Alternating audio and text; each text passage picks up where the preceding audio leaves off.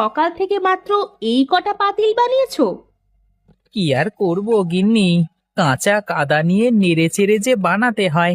আর এসব জিনিস যদি একটু ভালো করে না বানানো হয় তাহলে তো কেউ কিনবেই না। হ্যাঁ হ্যাঁ, তুমি যে কত বড় কাজের পুরুষ তা তো আমি দেখেই আসছি। এই যে, না বুঝে কথা বলো শুধু। বেশি বোঝো তো নিজে বানিয়েও তো দিতে পারো কিছু।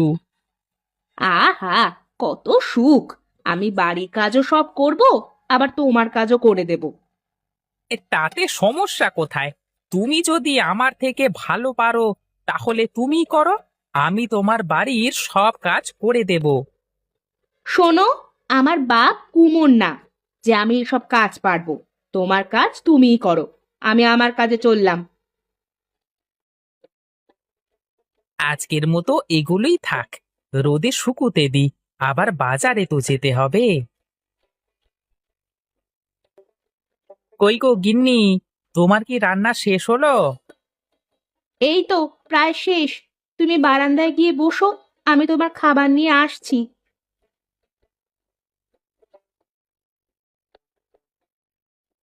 এই নাও, তাড়াতাড়ি খেয়ে কোথায় যাবার যাও। উম, উম, কেন কেন? আমি তাড়াতাড়ি বাড়ি থেকে গেলে তোমার কি সুবিধে হয়? হুম। কি সব বলো না তুমি? আমার আবার কিসের সুবিধে শুনি? না, থাকতেও তো পারে। তা না হলে আমাকে তাড়াতাড়ি বাড়ি থেকে বিদেয় দিতে চাচ্ছ কেন? তুমি না কোনোদিনও ভালো হলে না, সেই আগের মতোই থেকে গেলে। হুম, আমি তো আগের মতোই আছি, কিন্তু তুমি তো আর আগের মতো নেই। তুমি অনেক বদলে গেছো গিন্নি।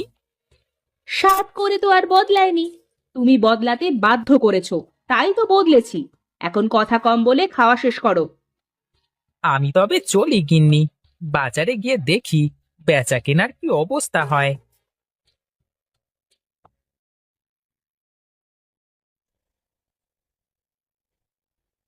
কি হরিদা, আজকেও দেরি করে আসলে যে? কি আর করব, বাড়িতে তো বউ নেই তোর, থাকলে বুঝতিস। কি যে বলো না দাদা, এই আমার যদি ঘরে বৌদির মতো একটা বউ থাকতো তাহলে আমি তো আরো সকাল সকাল আসতাম। ও কথা বলাই যায়, থাকলে আর বলতিস নে রে। কি যে বলো দাদা, তোমার ভাত রান্না করে দেয়, গরম ভাত খেয়ে আসো। আর আমার তো নিজের ভাত নিজের রান্না করে খেয়ে আসতে হয়।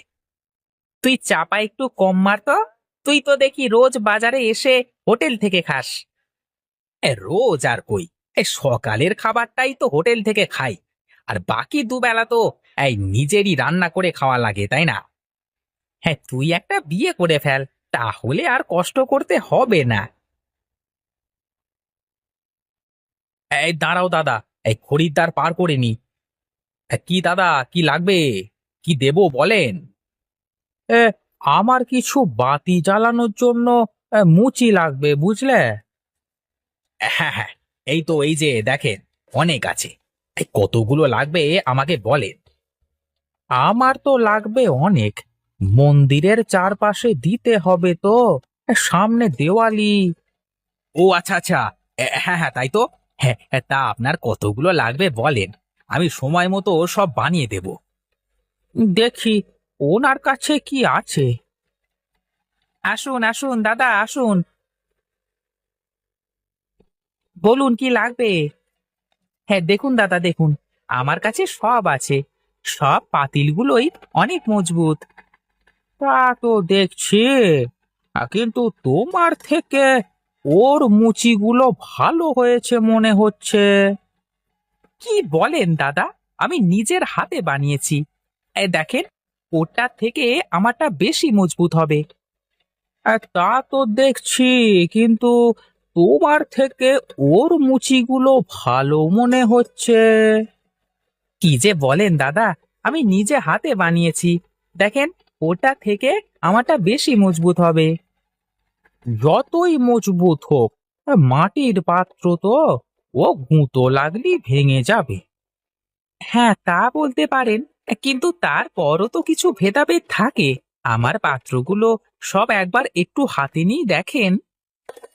না না না না, ওনারটাই ভালো মনে হলো বুঝলে। যাই দেখি। হ্যাঁ, আসেন আসেন দাদা, আসেন আসেন। দেখলেন তো, এবার বলেন, এবার বলেন।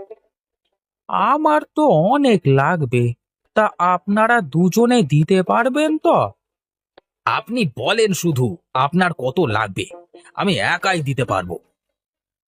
না না না না, আমি যেহেতু দুজনের কাছেই দেখলাম, দুজনে মিলেই আমাকে দেবেন কেমন? হ্যাঁ, আচ্ছা দাদা, ঠিক আছে।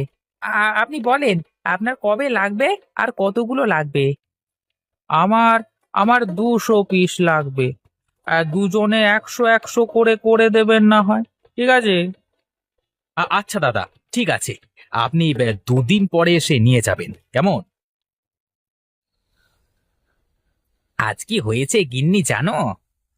আমি কি তোমার সাথে ছিলাম নাকি যে আমি জানবো? তোমার সাথে কথায় আমি পারবো না কখনোই। হ্যাঁ, এতদিন যেহেতু পারোনি আর পারবেও না। এখন বলো দেখি কি হয়েছে।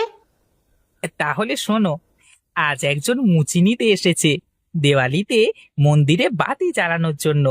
নগেন একাই দিতে চাইলো, কিন্তু লোকটা আমাদের দুজনকে ভাগ করে দিতে বলেছে।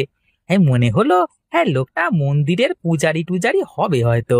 হ্যাঁ মানে, যাক, 100 মুচির অর্ডার তো পেয়েছো। হ্যাঁ গো, এই গণেশ 100 আর আমি 100, দুদিনের মধ্যে দিতে হবে। বেশ বেশ, তাহলে কাল সকাল থেকেই কাজ শুরু করে দেবে।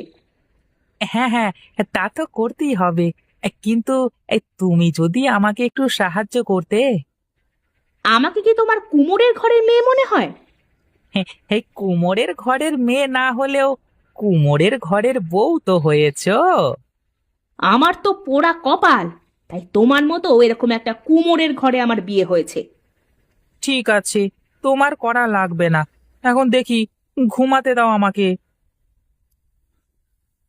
কি গো, রাগ করলে নাকি? না না, রাগ করে আর কি হবে, শুয়ে পড়ো। আর সকাল সকাল ডাক দিয়ে দিও কেমন?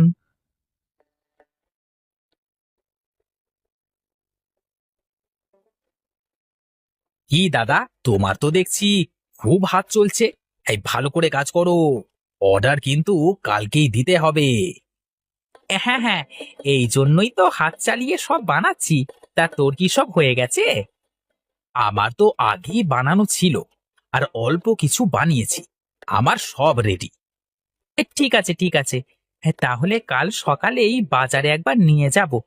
আমি এগুলো আজ রোদে শুকিয়ে নিই। সাবধানে সব গুছিয়ে রেখো দাদা, কাল যেন বেজ্জতি না হয়ে যায়। আরে না না, এই যে দেখছিস নে, সব প্রায় বানানো শেষ। এখন খালি রোদে শুকাবো, আর কাল সকালে নিয়ে গিয়ে দিয়ে দেব। ঠিক আছে দাদা, তাহলে কাজ করো তুমি, আমি গেলাম। হ্যাঁ, ঠিক আছে, যা, তুই তোর কাজে যা।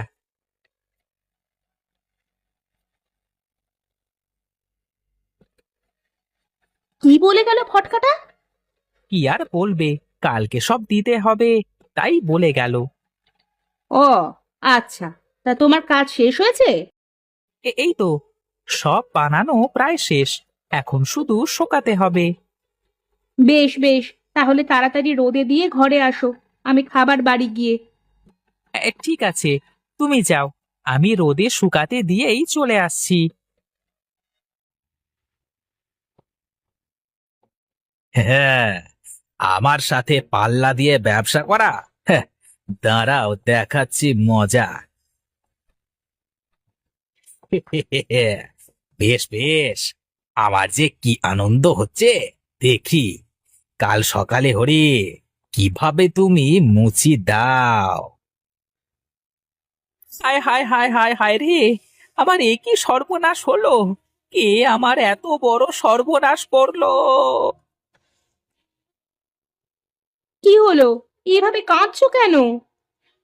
দেখো গিন্নি, দেখো আমার এত কষ্টের ফল কি হয়েছে দেখো। হে হে, এখন আমি কি করব গিন্নি? এ কি সর্বনাশ! কে করলো এত বড় ক্ষতি আমাদের? তা যদি বলতে পারতাম তাহলে তো হতোই। এখন আমি কি করব? ও হরিদা, কি হলো? চলো, বাজারে যাবে না? আর বাজার রে ভাই, আমার সব মুচি কে যেন নষ্ট করে ফেলেছে রে, সব ভেঙে গেছে। এ কি সর্বনাশ! কে করলো এমন ক্ষতি? এখন কি হবে তাহলে?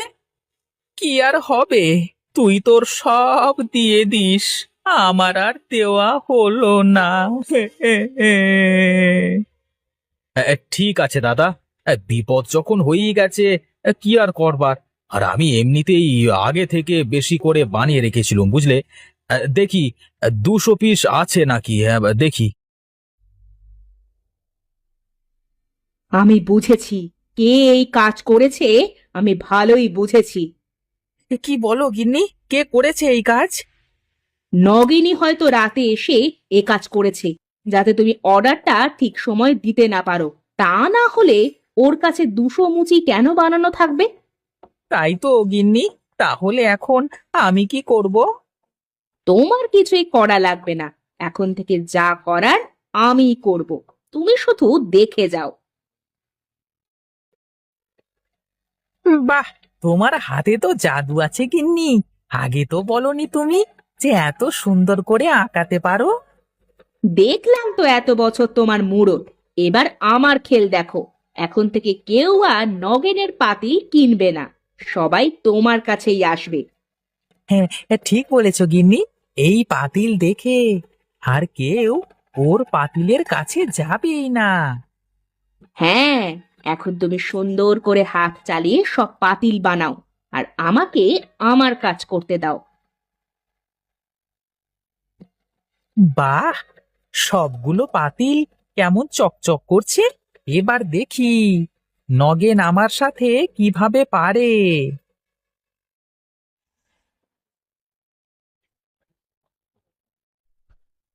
কি ব্যাপার, হঠাৎ করে হরির দোকানে সবাই এমন ভিড় করে কেন? কি ব্যাপার দেখি তো। এ কি, এত সুন্দর রং করা পাতিল হরি কোথায় পেল? কি রে নগেন, আমার দোকানের সামনে দাঁড়িয়ে কি করিস? না মানে দেখছি আর কি, এই রং করা পাতিলটা দেখছি মানে। হ্যাঁ হ্যাঁ রে, এখন থেকে আমি এগুলোই বিক্রি করব, দেখি ব্যবসা হয় কি না। মানে এই একদিনই যা ব্যবসা করলে, তাতে তো 2 দিন না আসলেও তোমার আর কোনো সমস্যাই নাই গো। শোন রে নগেন, তোর জন্যই আজ আমার কপাল খুলে গেছে। বাবা, আমার জন্য? কি কি কি কি কিভাবে? হ্যাঁ, হ্যাঁ, তুই যদি আমার মুচিগুলো ভেঙে নষ্ট করে না দিতিস, তাহলে আমি এই রং করা পাতিলের সন্ধান যে পেতাম না। এখন থেকে রোজ আমি এরকম রং বেরঙের পাতিল বিক্রি করব, আর তুই শুধু বসে বসে দেখবি। আমার আমার ভুল হয়ে গেছে দাদা। আমাকে তুমি ক্ষমা করে দাও, মানে ক্ষমা করে দাও এবারের মতো। আরে যা যা, তোকে ক্ষমা কখন করে দিয়েছি? তুই তো আমার উপকারই করেছিলিস রে। তোর মিষ্টি পাওনা আছে, সময় করে খাওয়াবো এক সময়।